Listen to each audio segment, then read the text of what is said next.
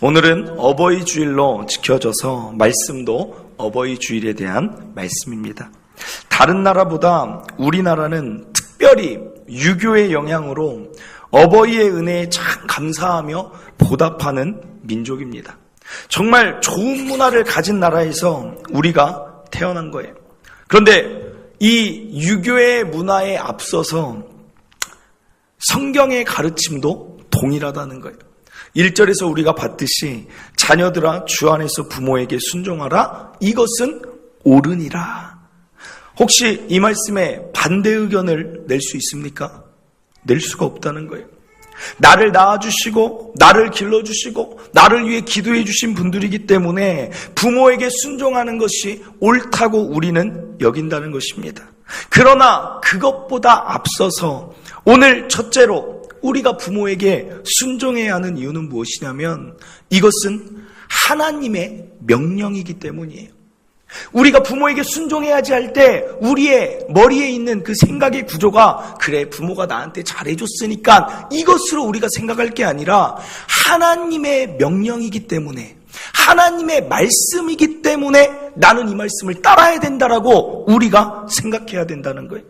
유교적인 의미로 내가 받아들이기 시작하면 내가 부모에게 때로는 할 수 있을 때 순종을 할 수 있게 되지만 이 말씀을 하나님의 명령으로 받아들이면 이것은 선택사항이 아니라는 거예요. 적극적인 명령이라고 합니다. 무엇을 하지 말라. 이것은 간접적인 거지만 너희는 부모에게 순종해라. 부모에게 공경해라. 적극적인 명령이라는 것입니다. 선택사항이 될 수 없다는 거예요. 사람이 살다가 보면 어느 때가 되면 이렇게 생각합니다. 어느 조건이 되면 내가 자리를 좀 잡고 나면 내가 성공하고 나면 부모에게 잘해야지. 바쁜 일이 좀 지나가고 나서 부모에게 잘해야지 라고 생각할 부분이 아니라는 거예요. 오늘 지금을 살아가는 우리에게 주신 말씀이기에 오늘도 이 현재에도 유효하다라는 것입니다. 계속적으로 오늘 하루 부모에게 순종하고 공경하는 것이 지켜져야 된다는 것입니다. 부모를 공경하라는 말씀이 10계명 중에 몇 계명에 있는 줄 아십니까? 10계명의 구조를 보면 다음과 같이 나누어져요. 1에서 4계명은 하나님에 대한 계명이에요. 그리고 5에서 10계명은 인간 사회에서 어떻게 해라. 그게 10계명의 구조입니다. 1계명이 무엇입니까? 너는 나 외에 다른 신을 섬기지 말라. 하나님을 유일신으로 섬기는 것부터 신앙이 시작되는 거예요. 2계명에 우상 숭배하지 말라. 3계명에 내 이름을 망령되이 일컫지 말라. 4계명에 안식일을 기억하여 거룩하게 지켜라. 하나님에 대한 법인데 5계명 처음 시작, 인간에게 주시는 처음 시작이 무엇이냐면 내 부모를 공경해라라는 거예요. 이만큼 중요하다는 거예요. 하나님이 인간 사회에게 주신 최고로 지켜야 될 우선순위가 되는 법이 뭐냐면 살인하지 말라도 아니고 간음하지 말라, 도둑질하지 말라, 거짓 증거하지 말라, 탐하지 말라가 아니고 부모를 공경해라가 인간에게 주신 최고 지켜야 할 법 중에 우선순위라는 것입니다. 그럼 왜 그럴까? 하나님이 왜 이렇게 부모 공경을 중요하게 여기고 그에게 순종하는 걸 강조하실까? 이유는 무엇이냐면 부모는 권위에 대한 순종의 첫 출발점이기 때문입니다. 쉽게 말하면 부모의 권위에 순종하지 않고 부모를 공경하지 않는 자가 있다면 그 자녀는 그 다음에 맺는 어떤 인간관계에서도 그는 순종하거나 그를 공경하지 않을 것이기 때문입니다. 부모 다음에 만나는 자가 뭐예요? 형제라고 생각해 보세요. 부모에게도 순종 안 하는 자가 내 형한테, 내 언니한테 순종하겠습니까?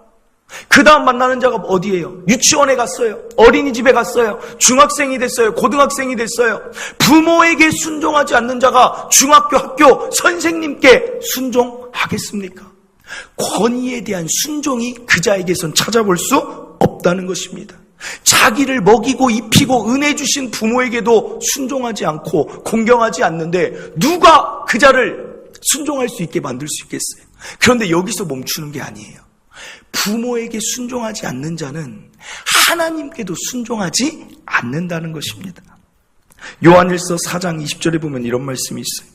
누구든지 하나님을 사랑하노라 하고 그 형제를 미워하면 이는 거짓말하는 자니 보는 바 그 형제를 사랑하지 아니하는 자는 보지 못하는 바 하나님을 사랑할 수 없느니라. 바로 옆에서 보이는 자에게도 사랑을 하지 못하는데 내가 눈에 보이지 않는 멀리 계신 것 같은 그 하나님을 내가 사랑한다? 하나님은 그 마음은 거짓이라고 본다는 것입니다. 내 눈앞에 있는 부모에게 순종하고 그에게 잘하지 못하는데 나는 하나님께는 잘해, 그 마음이 될 수 없다라고 여기신다는 거예요. 사랑하는 자녀 여러분, 여기에 자녀는 우리 모두를 해당해요. 부모에게 순종함으로 권위에 순종함을 배우시기를 간절히 바랍니다. 이것을 선택사항으로 여기지 마세요. 가볍게 여기지 마세요. 부모의 권위를 가볍게 여기지 마세요. 성경에서는 또 어떻게 이야기하냐? 신명기 21장 18절에서 21절.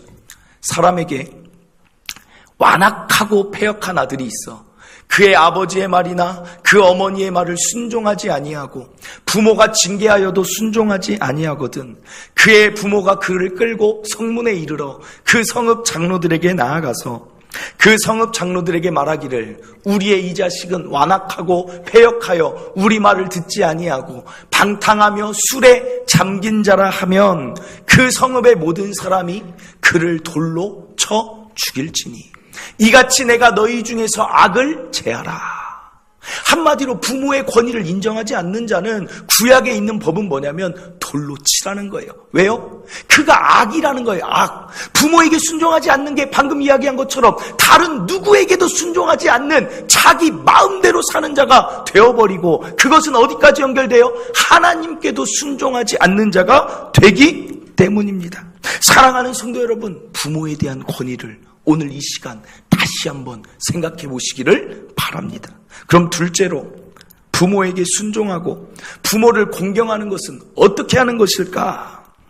쉽게 말해 부모에게 사람들이 잘해라 라고 말합니다. 그런데 어떻게 하는 게 잘하는 것일까? 이건 이제 제가 세 단계로 나눠봤어요.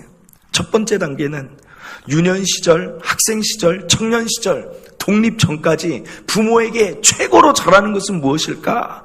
부모 말씀에 적극적으로 말 그대로 순종하는 거예요. 부모 품에 살고 있으면 부모의 룰에 따르세요. 그게 부모의 마음을 기쁘게 하고 시원케 하는 거예요. 여기 부모랑 같이 사는 자녀들이 있죠. 품 안에 있을 때는 부모의 말씀에 들어주세요. 그게 가장 좋은 거예요. 가령 예를 들어서 부모가 통금 시간을 정해줘요. 10시까지 집에 와라. 그럼 어떻게 해야 돼요? 왜 자녀들이 10시 너무 이른가요? 10시까지 들어오라고 했어. 그러면 부모가 10시까지 들어오라고 하는 이유가 있는 줄 알고 그냥 들어가세요. 아직 품 안에 있을 때는. 저도 말씀드릴까요? 어떻게 그럴 수 있어 하는데 여기 있는 저 남자인데 저 통금 시간이 있었어요. 제가 통금 시간이 10시였어요. 그 집에 9시에 있으면 제가 외출을 못했어요. 나갔다 잠깐 만나고 못 들어오니까. 재밌죠? 그리고 또 하나 규칙이 저는 외박하지 마라. 집은 꼭, 잠은 집에서 자야 된다. 뭔가 이 규칙들이 있어요. 한번 통금 시간을 어기고 막 12시에 나오면 또 부모님하고 마찰이 있잖아요. 마찰이. 그러면 부모 마음도 안 좋고 그 다음날 아침밥 먹을 때도 기분 안 좋고 일부러 부모 마음을 힘들게 하지 말라는 거예요. 내가 지금 부모 안에서 은혜를 누리고 있는 거잖아요. 부모님이 장 다 봐오면 자녀들 뭐예요? 내 것처럼 다 먹잖아요. 부모가 뭐라고 안 하잖아요. 부모가 장 봐온 거 내가 먹으면 너는 진짜 내가 먹을 건데 이런 부모 있어요? 다 내가 지금 부모님께 누리고 있잖아요. 그러면 부모 말씀에 순종하는 게 그마음 기쁘게 해드리라는 거예요. 통금 시간이 있거든. 통금 시간 그냥 지켜주세요. 운전을 잘해요. 그런데 부모님은 뭐라고 말합니까? 빗길 조심해라. 밤에 운전 조심해라. 어떨 때 보면 잔소리 같지만 그 말씀마다 새겨 들으세요. 왜냐하면 부모의 권위에 순종하라는 것은 부모가 우리보다 자녀보다 살아온 세월이 있어요. 세월이. 부모에게는 그 세월에서 얻는 지혜가 있어요. 그렇기 때문에 그 말씀, 부모 말씀 잘 들어서 잘못된 자식 하나도 없다는 것을 오늘 자녀들은 꼭 기억하시고 부모님께 정말 내가 할 수 있는 모든 것은 다 맞춰주시고 순종하시기를 바랍니다. 그럼 여기서 또 하나 질문이 들 수 있어요. 그럼 어디까지 순종해야 되는가? 이런 생각이 또 들 수 있어요. 그런데 오늘 말씀에서 힌트를 찾아야 됩니다. 오늘 말씀에서 뭐라고 나와 있어요? 자녀들아 부모에게 순종해라라고 안 하고 자녀들아 주 안에서. 이게 핵심이에요. 이게 핵심. 주 안에서는 뭐냐면 또 예를 들어 드릴게요. 만약에 믿지 않는 부모가 너 교회 가지 마라. 그럼 어떻게 해야 돼요? 부모에게 순종해야 되니까 교회 안 가야 돼요? 아니잖아요. 주 안에서라는 단서가 붙는 거예요. 부모가 믿지 않는 부모라면 오히려 그를 위하여서 하나님 말씀을 더 순종함으로 그 자녀가 부모를 위하여서 기도할 수 있는 자녀가 되는 게 주 안에서 순종하는 것입니다. 이해되시죠? 그리고 이제 또 하나, 자녀에게 정말 중요한 부분이 뭡니까? 자녀의 진로의 부분, 자녀의 결혼의 부분. 이때는 어떻게 해야 됩니까? 이렇게 해야 돼요? 엄마가 너 의사 돼. 그러면 의사가 돼야 됩니까? 너 이 사람하고 꼭 결혼해. 그러면 그 자녀가 맞아, 부모에게 순종하라고 했지. 그러면서 순종해야 됩니까? 어떻게 해야 돼요? 아니야, 이것만큼은 순종할 수 없어. 이렇게 해야 됩니까? 여기에서도 주 안에서가 중요한 거예요.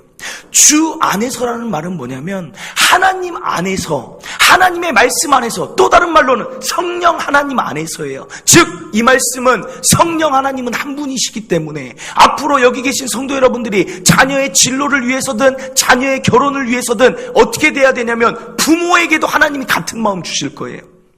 그리고 자녀에게도 같은 마음 주실 거예요. 즉 이런 것은 없습니다. 제가 분명히 말씀드릴게요. 자녀는 이 사람이 너무 좋은데 부모가 그 사람이 싫어한다. 그 마음이 계속해서 기도해도 변하지 않는다. 그러면 그 사람이 아닐 수 있습니다. 왜요? 하나님은 한 마음 주시니까. 믿는 가정 안에서는 하나님은 한 마음 주세요. 성령은 하나고 주도 동일하시고 성도들의 마음에도 한 가지의 마음을 허락하세요. 그러니까 집안에서 같이 부모와 자녀가 상의할 때 그렇게 기도하시는 거예요. 나에게도 하나님이 어떤 마음 주시는지를 내가 찾아가고 자녀에게도 어떤 마음을 주시는지 하다 보면 내 마음을 꺾어주시든지 자녀의 마음을 꺾어주시든지 어떻게 해서든 한 마음 되게끔 하신다는 거예요. 내가 이 사람을 사랑하는데 부모는 그 사람을 사랑하지 않는다. 기도를 좀 더 해보세요. 그 즉시 뭐가 맞다 안 맞다 하지 말고 기도해보시다 보면 자녀의 마음을 하나님이 돌리시든지 아니면 부모의 마음을 돌리시든지 그러면 한 마음 되게 하면 그 가정은 앞으로도 화목하게 갈 수 있게끔 하시는 게 하나님의 일이라는 것입니다. 주 안에서라는 것을 부모들도 기억하시길 바랍니다. 내가 옳은 게 아니에요. 주님께서 주시는 뜻이 옳은 것이기 때문에 내 자녀도 주님 안에서 내가 그 진로를 말할 수 있는 것이고 내 그 배우자의 부분도 내 주 안에서 하나님께 기도함으로 평강 가운데 선택할 수 있는 그 말씀을 오늘 드립니다. 또 하나 생각해 볼 부분, 둘째 단계는 이제 직장 잡고 결혼한 단계예요. 무엇으로 부모에게 잘할 수 있습니까? 직장 잡았어요. 그러면 무엇으로 잘할 수 있어요? 그때는 경제적으로 잘하시기를 바랍니다. 공경한다는 것은 물질적인 봉양이라는 이 단어도 포함되어 있다는 거예요. 물론 내가 이제 막 직장 잡은 사회 초년생이라 나보다 부모가 경제적으로 더 뛰어날 수도 있어요. 그러나 그래도 부모에게 물질 드리는 것이 훈련되어야 돼요. 부모들도 말씀드릴게요. 요구하세요. 이제 눈에 훤히 보여요. 자녀가 수입이 얼마인지 남는 돈이 얼마인지 훤히 보여도 그 가운데 일부는 나를 위해서 드릴 수 있게 하세요. 왜냐하면 그 감사한 마음을 물질로도 표현할 수 있는 것을 부모는 가르쳐야 됩니다. 만약에 직장을 막 잡아서 자녀가 이제 내 5만 원이 겨우 여유가 있어요. 그래도 그거 부모에게 드리는 훈련이 돼야 다음에도 부모를 섬기는 자녀가 된다는 것입니다. 많은 자녀들이 또 이렇게 생각하잖아요. 내가 부유해져서 효도해야지. 그런데 쉽게 부유해집니까? 수입이 직장마다 정해져 있고 해마다 올라가는 월급 인상률도 정해져 있잖아요. 그리고 갈수록 지출은 어떻게 돼요? 늘어나요. 결혼하게 되면 늘어나고, 연애하게 되면 데이트 비용 늘어나고, 자식을 낳게 되면 자식에게 쏟다 보면 부모는 어떻게 돼요? 언제나 뒷전이 된다는 거예요. 나에게 감사를 알려주고 나에게 은혜를 준 부모가 가장 뒷전이 된다는 것입니다. 그렇기 때문에 지금 현재가 중요하다는 거예요. 물질에 대해서 제가 설교했지만 물질을 가장 잘 사용하는 것은 무엇입니까? 지금 현재 있는 것을 잘 쪼개서 잘 지혜롭게 분배해서 드리는 게 진짜 지혜라는 것입니다. 어떤 자녀가 만약에 정말 내가 내 수중에 3만 원밖에 여유가 없어도 그 한 달에 내 것 조금 줄여서 아버지 어머니 나중에 제가 더 많이 드릴게요. 그래도 지금 제가 열심히 살고 있으니까 더 늘려드릴게요. 그래도 이거 가지고 한 달에 한 번이라도 맛있는 식사 사드세요 라고 하면 부모에게 받는 그 3만 원이 3만 원으로 받아지겠습니까? 그 자녀의 마음을 받아지면 어떻게 되겠어요? 얼마나 마음이 흡족하고 300만 원, 3천만 원보다 더 마음의 기쁨이 있지 않겠습니까? 그런데 이게 중요한 이유가 이 태도가 또 어디로 연결되냐? 하나님께로 꼭 연결되는 거예요. 부모에게 잘하라고 하는 하나님의 말씀이 있는 이유는 이게 다 하나님께 연결이 돼요. 부모에게도 감사를 표현할 줄 모르는 자는 하나님께도 감사를 표현하기가 어렵다는 것입니다. 물론 마음은 있겠죠. 그런데 하나님 앞에서도 동일하게 이야기하는 거예요. 하나님, 제가 조금 잘 되고 나면 하나님께 드리겠습니다. 그런 것은 없다는 거예요. 지금 현재 나에게 주신 것 가지고 부모에게도 드릴 줄 아는 자가 하나님께도 드릴 수 있는 자로 성장되게 된다는 것입니다. 하나님은 많은 것을 보시는 하나님이 아니에요. 많이 드렸다고 기뻐하시는 하나님이 아니라 방금 얘기한 그 마음의 중심. 하나님, 내가 이것밖에 없지만 그래도 하나님을 위해서, 하나님 나라 확장을 위해서, 하나님 교회를 위해서 이것이라도 제가 드립니다. 그것을 하나님이 받으신다는 거예요. 과부의 2렙돈을 보세요. 그때 당시는 얼마나 잔인했냐면, 잔인하다는 게 무슨 말이냐면 헌금함이 교회에 놓여져 있어요.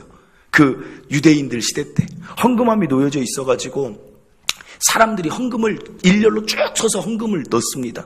그러면 돈으로 넣기 때문에 돈으로 넣으면 많이 넣은 자는 소리가 나는 거예요. 소리가 묵직하게 나는 거예요. 그럼 옆에 있는 사람들이 그걸 다 들어요. 그리고 그 앞에 있는 사람은 이제는 도가 터가지고 얼마를 넣은지를 대충 안 돼요. 그런데 과부의 2렙돈, 그 작은 돈 드릴 때 그럼 어떤 소리가 나겠어요? 쨍그랑 소리가 나겠잖아요. 쨍그랑 소리가 날 거면 사람들도 다 아이고 뭐 한두 개 넣겠네 이렇게 생각하는데 예수님은 뭐라고 말씀하십니까? 그 자가 가장 많이 넣었다. 그 자의 마음을 보신다니까요. 그렇기 때문에 마음을 드리는 훈련을 부모와 자녀 간에 계속해서 훈련을 할 때 그 자가 하나님도 섬길 수 있는 자가 된다는 것입니다. 저는 초청교회에서 어렸을 때부터 배우고 설교 듣고 자란 게 뭐냐면 이기복 목사님이 전주 초청교회 목사님입니다. 이런 설교를 하신 적이 있어요. 본인은 부모 선물을 살 때 자녀들을 꼭 데리고 간다고 해요. 그래서 사과를 만약에 산다면 과일 사장님께 딱 이렇게 말한대요. 사장님, 여기서 제일 좋은 것으로 주라고.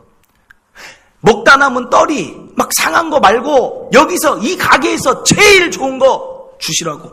그리고 그거 부모님께 드린다고. 이렇게 이야기를 하면 자녀가 그걸 볼 거 아니에요. 그러면 자녀에게 한마디 한대요. 너도 나중에 나한테 올 때 최고 좋은 것으로 가져와라. 그게 마땅한 일이다 라고 가르치는 거예요. 먹다 남은 것, 쓰다 버린 것, 어쩌다가 선물 들어온 것, 그런 거 가져오지 말고 부모로서, 자녀로서 부모를 최고로 섬길 줄 알아라. 그리고 한마디 더 붙이는 거예요. 하나님께 갈 때도 내가 할 수 있는 최고의 것으로 하나님께 드려라. 이런 교육들이 흘러가는 거, 저는 이게 마땅하다고 봅니다. 사랑하는 성도 여러분, 부모와 자녀 간에 이 일들, 어떤 부모들은 마음이 약해가지고 어버이날이나 뭐 자기 생일인데도 자녀들이 깜빡 잊어버려요. 그러면 그래 네가 바쁘니까. 그렇게 하지 마세요.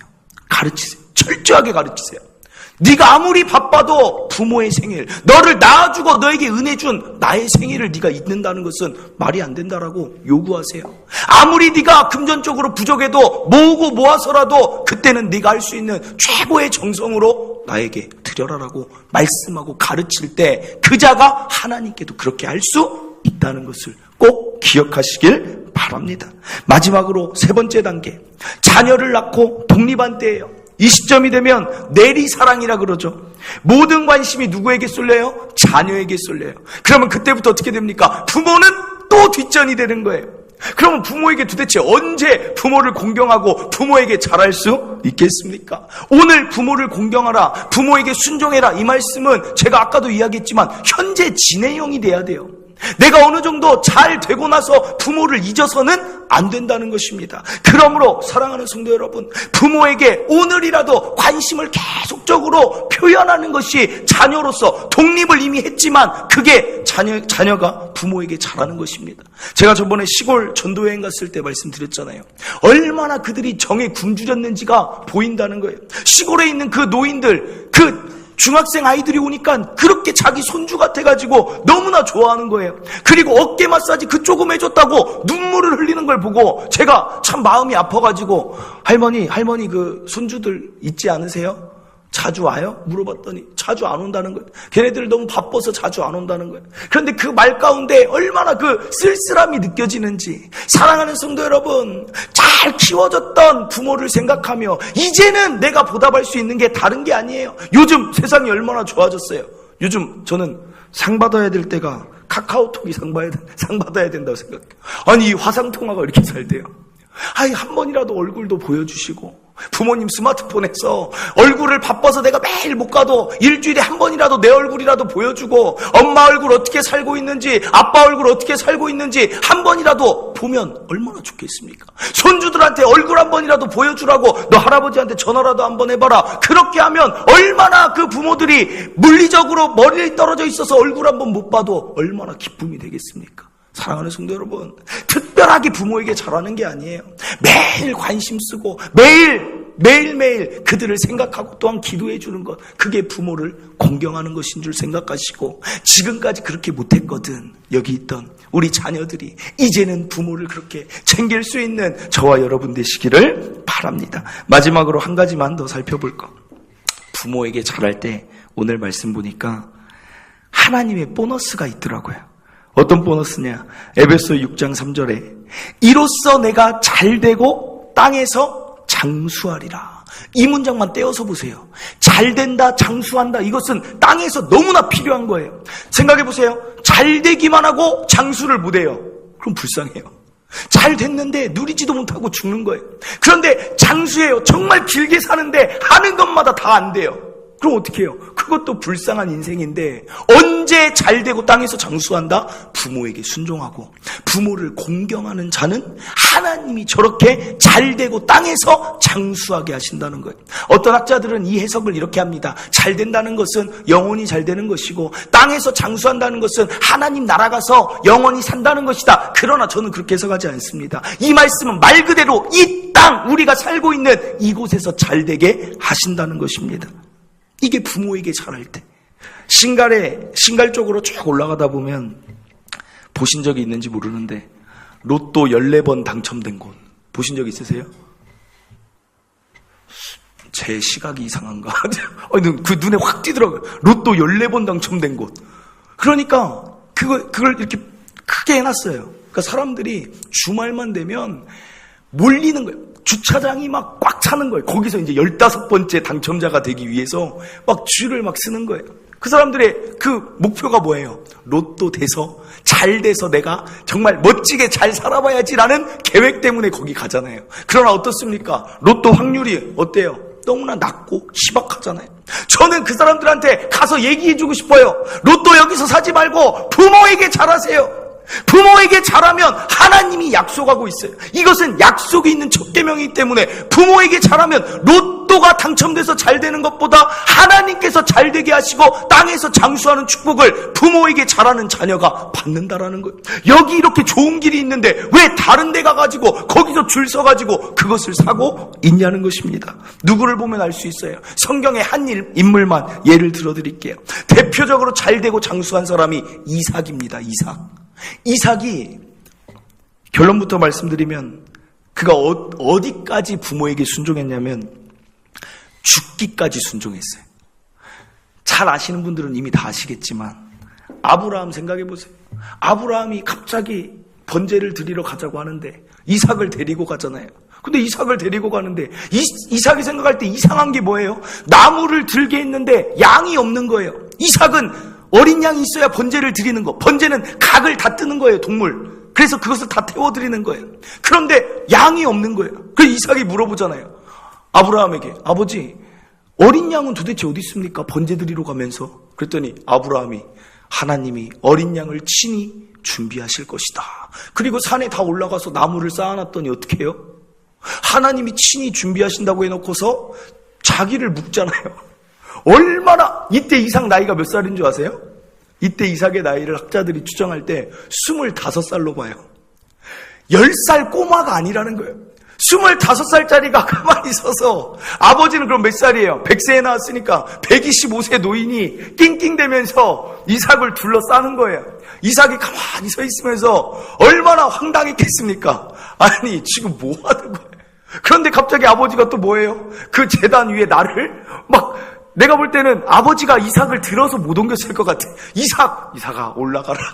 그러지 않았을까요? 이삭이, 나 진짜 미치겠네 하고 올라가지 않았겠어요? 그런데 이 아버지가 또 뭐 하고 있어요?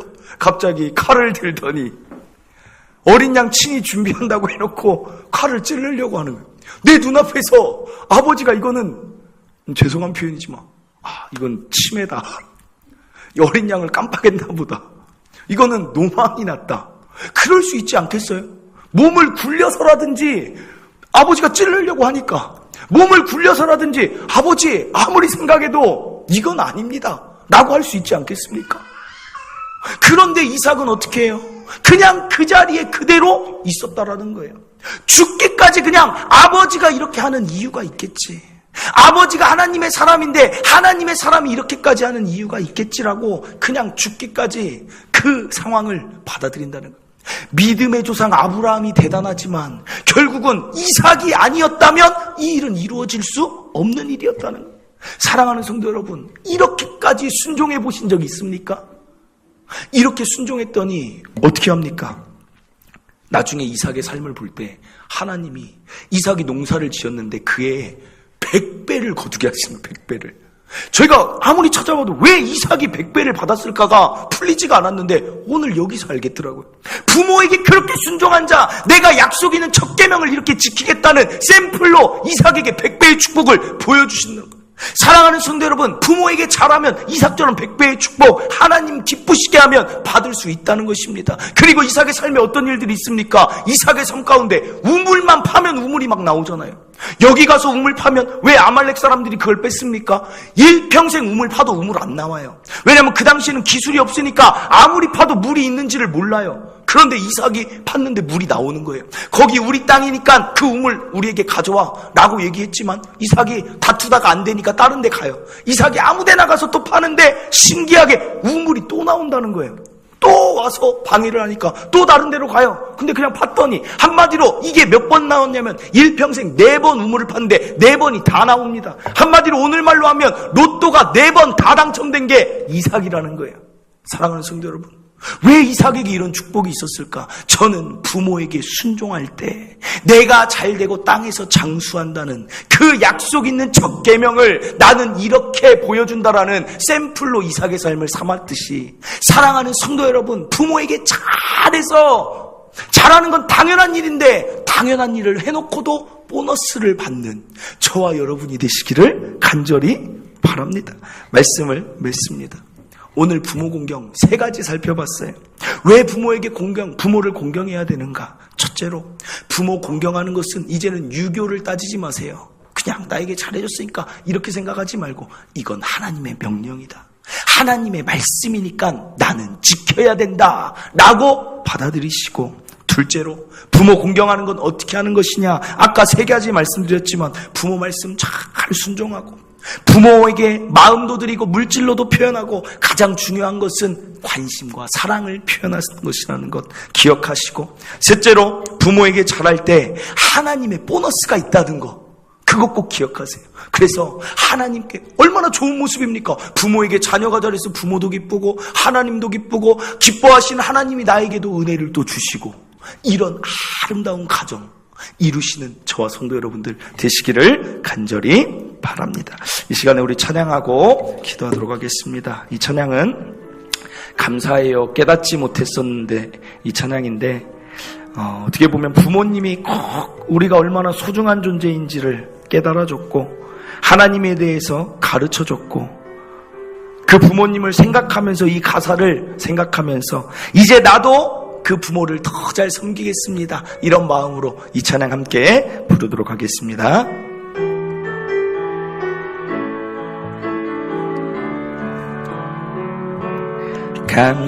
감사해요 깨닫지 못했었는데 내가 얼마나 소중한 존재라는 걸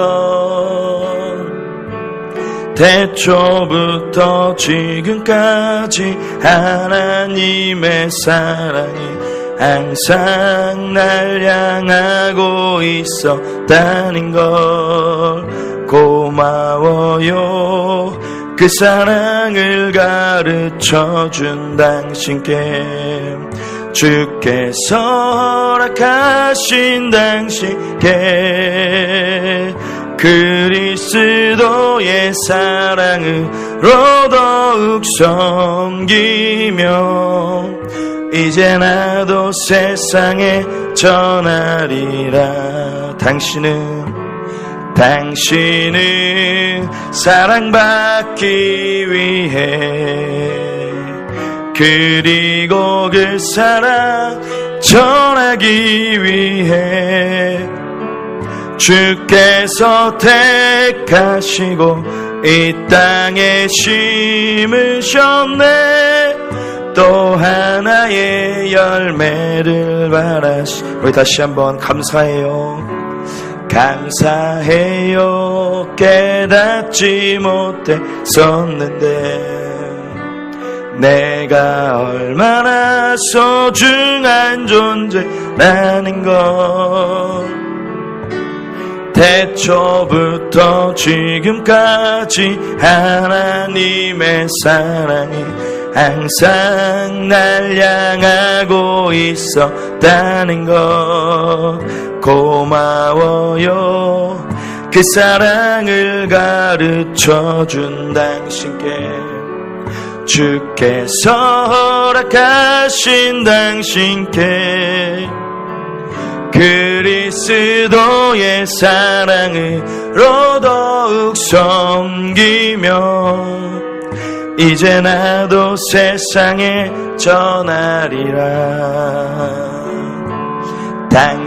당신은 사랑받기 위해 그리고 그 사랑 전하기 위해 주께서 택하시고 이 땅에 심으셨네 또 하나의 열매를 바라시며 아멘. 이 가사를 보면 참 부모가 있었기 때문에 우리가 오늘도 하나님을 알 수 있고 부모가 있었기 때문에 오늘도 이렇게 하나님 사랑 안에 있을 수 있지 않습니까? 그런데 오늘 이 찬양의 가사처럼 그 부모도 사랑받을 만한 자라는 것입니다. 그런데 나의 사랑이 늘 자녀에게 쏟아 있고 나의 사랑은 내 삶에 쏟아져 있다면 그 부모는 이제는 그 부모의 노년은 누가 책임을 지겠습니까? 받은 게 너무 많잖아요. 늘 가면 부모님이 따뜻하게 위로해 주시고 이미 다 컸는데도 또 위로의 말 건네주시고 이렇게 살아라 격려의 말 해주시는 그 부모님 이제는 우리가 섬겨야지 않겠습니까? 지금까지 소홀했어도 괜찮습니다. 오늘부터 다시 결단하고 하나님 내게 주신 그 부모 이제는 내가 부양할 때입니다. 내가 그 부모 정성껏 잘 섬기겠습니다. 지금까지 하지 못했던 것 용서하시고 오늘 당장이라도 가서 부모를 찾아뵐 수 있다면 찾아뵙고 부모에게 연락드릴 수 있다면 연락하시는 저와 여러분 되시기를 간절히 바랍니다. 다 부모에게 잘하겠습니다. 혹시나 믿지 않는 부모 있다면 기도하세요. 부모에게 할 수 있는 최고의 효는 그를 믿게 하는 것입니다. 다시 한번 부모를 생각하며 기도하는 오늘 이 시간 되길 원합니다. 우리 주여 한번 외치고 부모를 위해 기도하도록 하겠습니다. 주여